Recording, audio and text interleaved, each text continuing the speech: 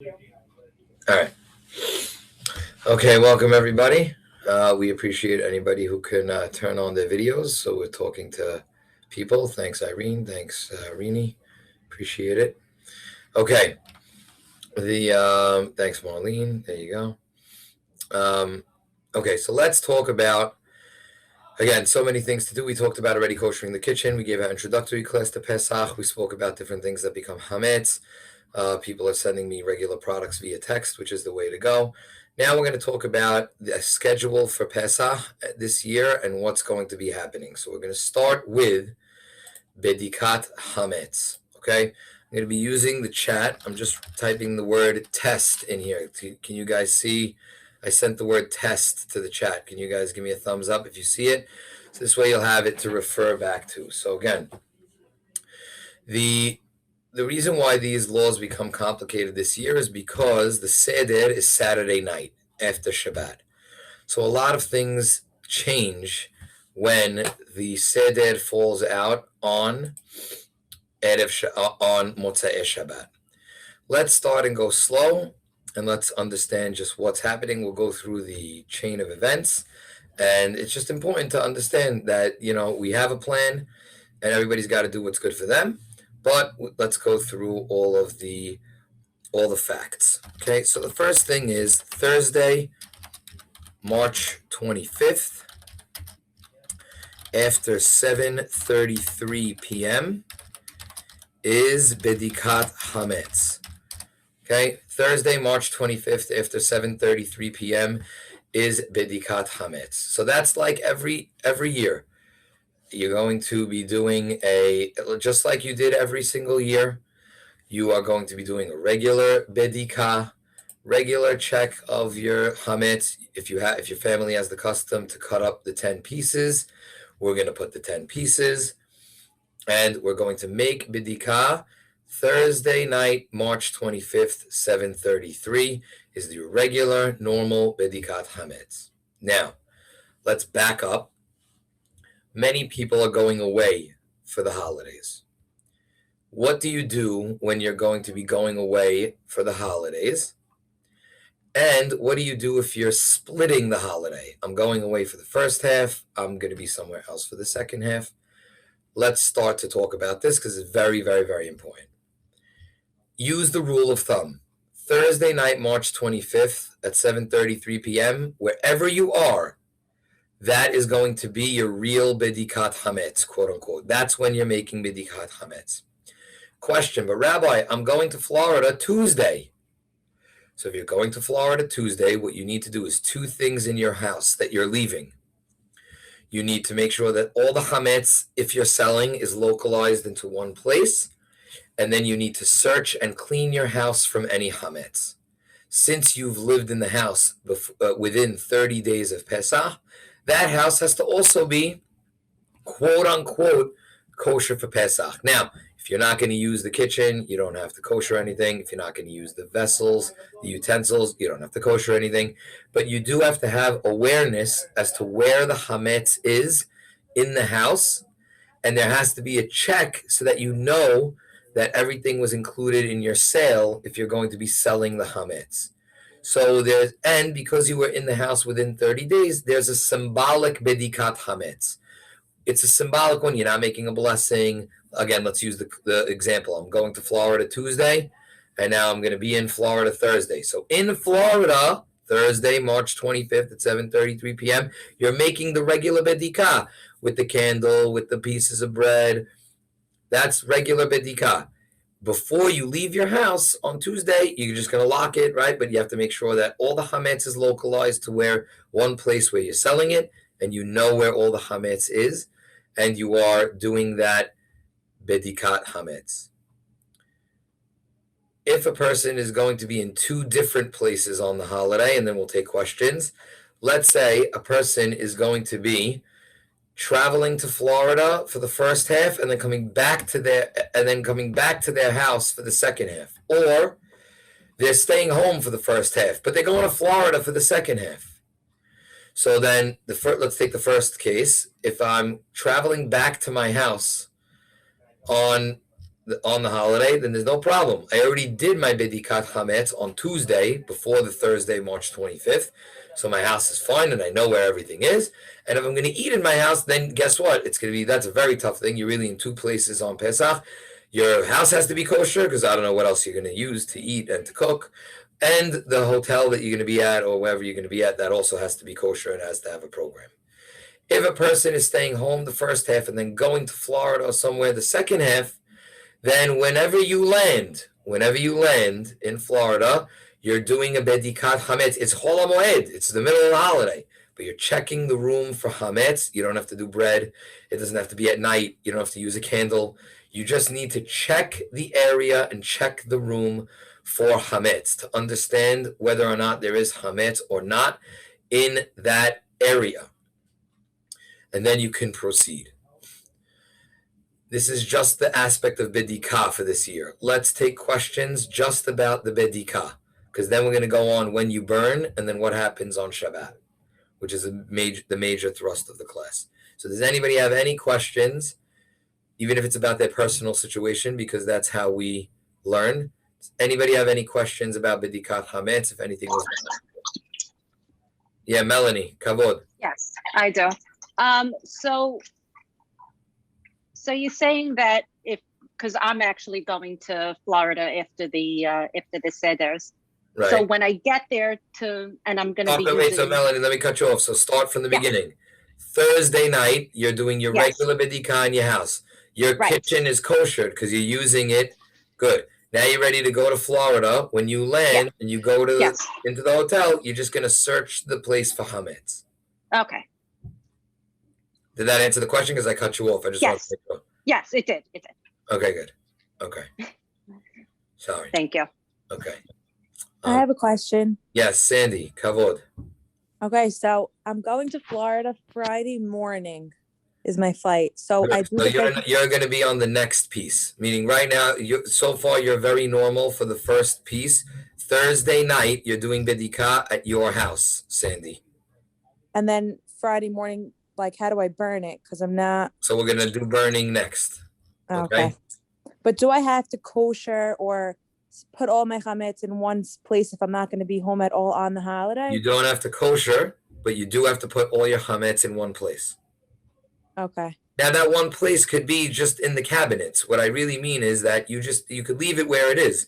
You need to search the house to make sure there's no other chametz that you don't know about. You understand? Got it. Yeah. Meaning you could say, I'm leaving my cabinets, I'm locking the door, I'm not coming back till after Pesach, and I'm selling my chametz. But you still need to know where all the chametz is. You got to check under the beds, check the closets, check everything.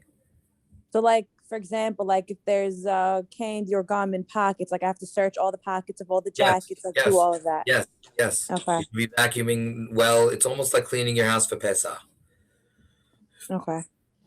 Because again, symbolically, we want to make sure that nobody forgets to ever do that on a year where it's not falling out on Shabbat. Right. You sound upset. I felt like I didn't have to clean. I'm out of here.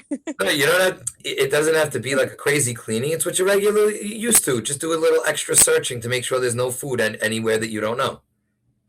But like, do I have to cover? Like, if there's like chametz out, do I have to cover it? Do I have to put? No. Like this, like the foil on house, because you're not going to be in the house. You're right on that. Right.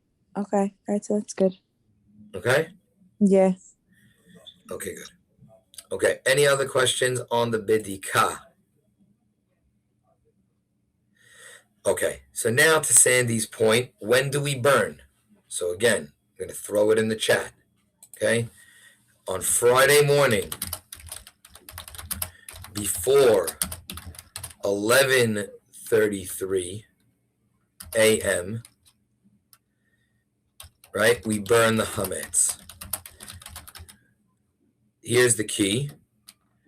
Without reciting the bitul, which, what does that look like in the mahzor? If you want to go take a look, that's called kal hamira. Okay, there you go. So now the next thing that I just sent in the chat, Friday morning before 11:33. We're burning the chametz, but without saying the bitul. Now we have to explain a few things. Now, why are we burning the chametz? If technically, which we're going to talk about also, Friday night we're still eating bread, and all day Friday also. Because again, excuse me, what we have to understand is we're burning the chametz a day early. Because really, when do we burn the chametz? The night of the seder, meaning that I burn the chametz in the morning, where that night I'm going to have the seder. But we can't burn it. Why? Because it's Yom Shabbat. So you can't burn it on Saturday. So we rewind the burning to be on Friday. Now, I could say all I want to burn the chametz, but I'm going to still eat chametz that day, and I'm eating chametz for sure on Friday night. Excuse me. So why am I making you, or telling you to burn the chametz at 11:33? Making you burn the chametz because, again, we don't want people to forget from year to year that you always burn chametz. So it's a symbolic burning this year to make sure you never, ever forget to burn your chametz, even on a regular year. And that happens to all of us. Oh, I remember last year we didn't burn. Why didn't we burn? Oh, must mean you're strict if you burn. No, we must burn. Now, this year, there are two things that I want to speak about with the burning. Number one, because a lot of people are traveling, either because they couldn't, because of quarantine things, or during winter vacation. Now, Baruch Hashem, people are getting vaccinated and people are Hajj. They're just opening things up. If you are in a hotel where you cannot actually light a fire and burn, there are other ways to burn the chametz. Burning is just the right way that we do it from the Gemara, etc., to make the chametz unedible. But there are other ways to do that. You can pour soap on it, you could pour detergent on it, and you could flush it down the toilet. So if you're now, let's say, we'll use Sandy's case. Sandy's flying out Friday morning. So Sandy, if you could burn the chametz very early in the morning here in Brooklyn, that's always best, so that you always remember. If the flight is too early and then you're going to go, and then you're going somewhere, then you can take the chametz with you, what you should do, and burn it there. And if you can't burn it, you could just put soap on it in the hotel room or whatever it is and flush it down the toilet. That's also, by the way, the same thing that you're going to do on Saturday. You're going to say bitul hametz, which is the kal hamira, before 11:32 on Shabbat day, March 27th. So before we make sure, you're going to say the bitul before the last time to burn is really on Saturday. You're going to have to flush all the chametz that you had either left over from Friday night or your Saturday morning meal, which we'll get to. And you're going to put that down the toilet, and you're going to use soap, etc. That happens all before 11:32. And then at 11:32, or right when you're done, that's when you say kal hamira. So it's confusing. This year, in summary, what's happening is the kal hamira is getting separated from the burning. Usually what we do is we have bedikat hametz at night. We wake up the next morning, we burn, and we say kal hamira, because that next morning we're not allowed to have hametz. Here it's confusing, because you're burning Thursday night.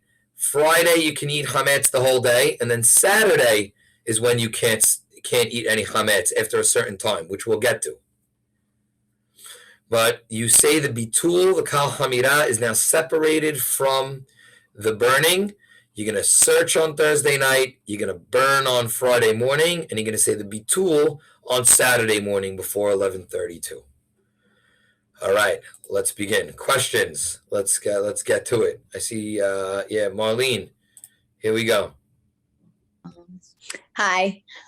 So now, if you're saying we can have regular bread Friday night, yes, don't you have to do some work in the house to clean out the chametz on Saturday, which you're probably not allowed to do? Oh, excellent question. What we really try to do is get.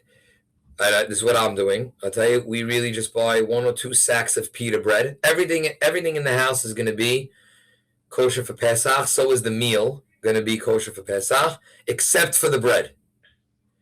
So, I mean, the only thing you have to do is why there's a mitzvah on Shabbat to have bread at each meal.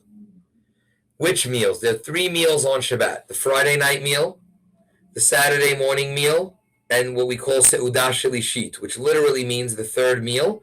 You have it after Mincha at the end of Shabbat. The first 2 meals, Friday night and Saturday morning, must be with bread. Must. Every Shabbat. I'm talking about every Shabbat. Seudah Shalishit, you have a lot of leeway. It's best to also do Seudah Shalishit with bread.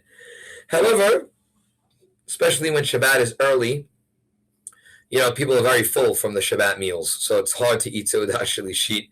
Right? In the summer, it's a lot easier, but then people are eating, either they're by the pool or wherever they are, they're eating all day, and then it's time to eat Seudah Shalishit, and they're like, I can't fit anything in my stomach. You could have fruit, mezonot, a drink. So what we're doing this year is, and this is what I'm doing is, let's say everyone's kitchens are going to be kosher for Pesach. You're not going to break out the stuff. So Holiday Yosef even writes explicitly, you can serve the food. First of all, we're serving the food in glass, right? We're serving the food in the Pyrexes, which is great for Sfaradim. So we're making things for that Friday night and Saturday that even if you're using, let's say, like a hametz sauce, let's say for like, I don't know, the corned beef or something. So we're making things that are only in glass and Pyrex, and we're serving on plastic. We're serving on plastic to just make it easier. You're allowed to then serve, let's say, on, like you're asking, Marlene, right? Let's say I want to serve on my hametz forks, right? So in that case, you could serve on the hametz forks. You just got to make sure you're going to have to leave them, let's say, in the dishwasher to be able to wash them after the holiday, which is going to be crazy, right? That's going to be tough. And then you can put them away after. So, or if you have a non-Jew, the non-Jew can then put them away for you or clean them for you and then put them away. But then you're saying, like you're saying, there's a lot of room for error in that case. Holiday Yosef, who's very critical, he says, he doesn't like where families who get lazy, like they bring the tins to the table. He's like, you have to serve on Shabbat on nice plates.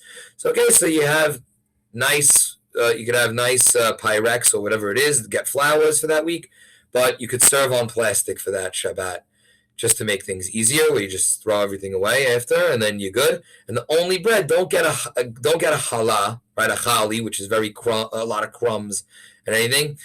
Just get pita bread so that everybody eats a kazayit. Kazayit is about a half a pita bread. You need a half a pita bread per person for Friday night and a half a pita bread for Saturday morning, which we'll get to now, if you want to wake up early, because there's a time limit on that. And then, you could have a special tablecloth where you just wrap up the tablecloth and then you throw that out. And it's not considered, because you're doing the mitzvah of getting rid of the chametz, because that's the day you're supposed to get rid of it. So it's not considered preparing or anything. Now, if you have any food left over, that's why I said with the trick that I told you that works for being at a hotel that doesn't allow you to burn.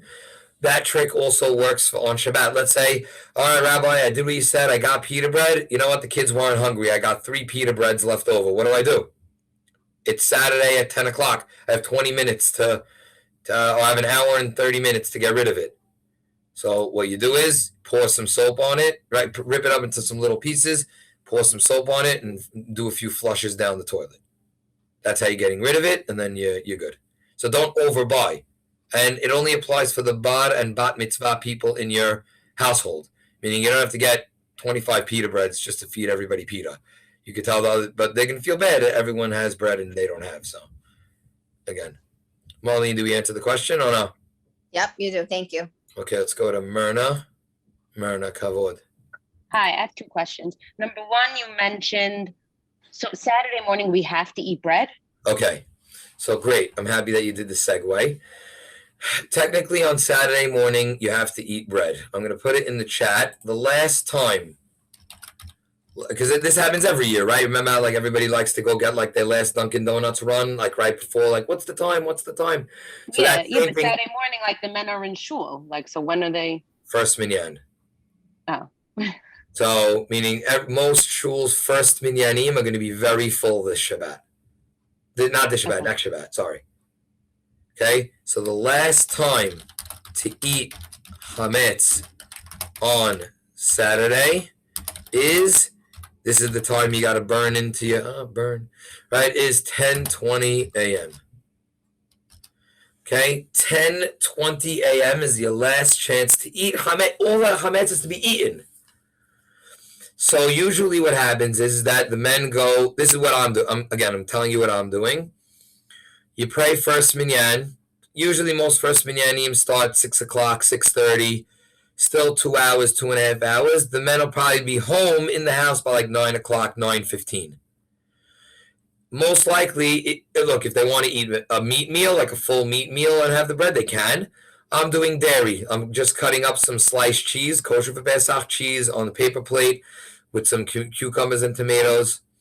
And I'm having 2 like halves of pita, right? Cheese sandwich.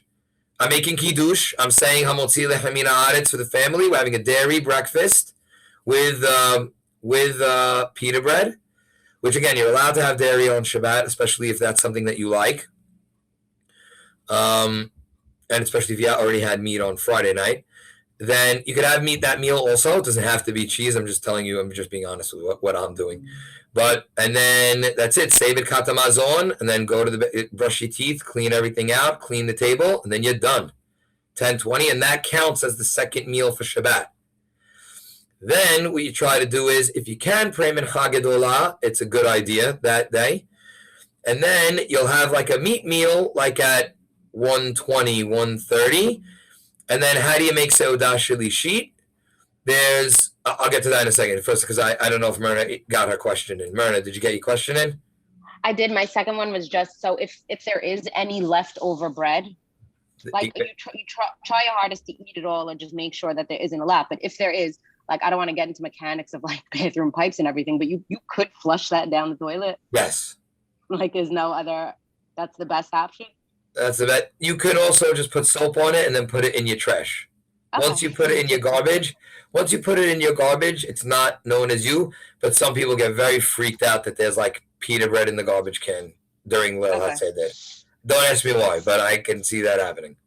Okay. All right. Thank you. Okay, but the key thing, Myrna, is that you have to make it inedible. Right. You can't just throw it out. You have to either, you should pour something on it, either like detergent, something that's, spray it with something like a pesticide or something. Okay. Thank you. Okay. Thanks. All right, let's go to Irene. Irene. Hi. It's a very confusing day. It's going to be on Saturday. Okay, so my question is, let's say for the second meat meal. Well, I mean, for the second, like I'm having meat now for a real lunch at 1:20, like you said. Right. I'm using my forks that I already made hagalah on. Right, but if you're having it at 1:20, it's got to be chametz free. Right. It's kosher for Passover food. There's no bread. Kosher for Passover food, kosher for Passover utensils, kosher for Passover everything. So that's fine. Those forks are kosher for Passover still. I made hagalah on them on right. Thursday. Yes. Good. No problem. Now on the Saturday 10:20, I'm doing plastic for the cheese thing because Correct. Those forks, even though there's, I guess, bread on the table, you're not really. Right. You're going to use plastic. I mean, look, to cut the cheese, you're just going to be able to use your kosher. I'm using kosher for Pesach cheese. Right. So as long as you're not spreading cream cheese on the big I'm not going to start with opening up my fresh cream cheese and now putting it, which again, we spoke about by the spices, the cream cheese and the butter is an example of something that you need new for Pesach. Why? Because you're putting the fork into bread, then back into the cream cheese. Bread. Right. And back spices, which are just being poured like this, and you're not putting utensils in, do not need to be purchased new. Okay. But all the literature that says that in Pesach from the previous generations, because what they do, they had sacks in their homes, and they were scooping from chametz to non-chametz. True. So even if I wanted to use a real knife on Saturday lunch, as long as it's not touching the bread, I could use my knife that I koshered already. Thank you. Correct. Okay. Any other questions here? Okay. So now, what does Seudah Shalishit, right? Shalishit look like?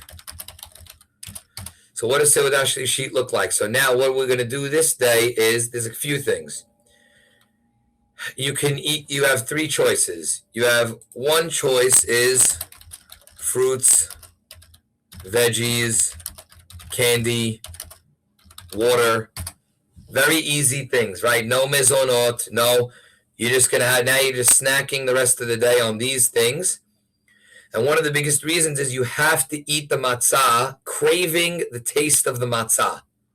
So again, just like in a regular year, before we come to the Seder, we're not having matzah. So from that day, also to add to the confusion, Irene, right, to the day, you're not eating any matzah that's regular matzah that day. But what you can do is, and Sfaradim have this custom, is egg matzah is allowed. Okay, so egg matzah, now why? What's the logic? So egg matzah is not really hamotzi because it's made with so many eggs, and it's not made with water, it's made with apple juice. So it's like having a cookie. The beracha on egg matzah is mezonot. So the reason why you're allowed to do that is because the egg matzah doesn't taste like the shmura matzah. I think everybody could agree with that it doesn't taste the same. And therefore, the shmura matzah, at the Seder, you're not going to be ruining your appetite for it. So it's allowed. So after 10:20, what are we eating? We're eating only kosher for Passover things. After we pray mincha and the men come home, let's say some shuls, if they have food, they're gonna give this to the men in shul. If they're not having food and they're sending you home, so then they're gonna eat a small slice of egg matzah. What I do is I'm making sure to just have fruits, vegetables, water, for the rest of the day. After I have that main meal, Irene, that you said, right? After the second meal, the 120 meat meal, and I'm gonna try to make that my seudah shalishit. Meaning, once you have that after 1:30. That's going to be a good seudah shalishit to have. Have it with a little, just have rice, meat.